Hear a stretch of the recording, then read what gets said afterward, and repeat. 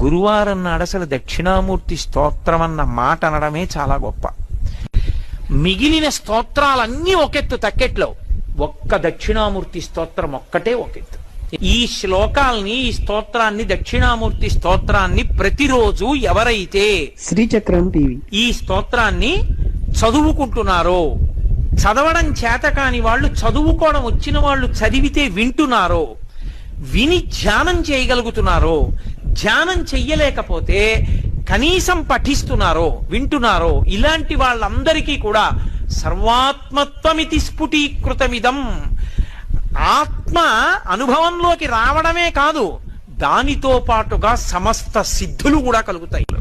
అందుకే అవి ధ్యాన మంటపంలో కూర్చుని ఒక్కసారి ఆ స్తోత్రం చదివి వెళ్ళిపోతే చాలు, తనకి కావలసిందేం లేదు, అన్నీ తనవే, పరమతృప్తితో ఉంటాడు. అందుకే అభయముద్రలో, వరముద్రలో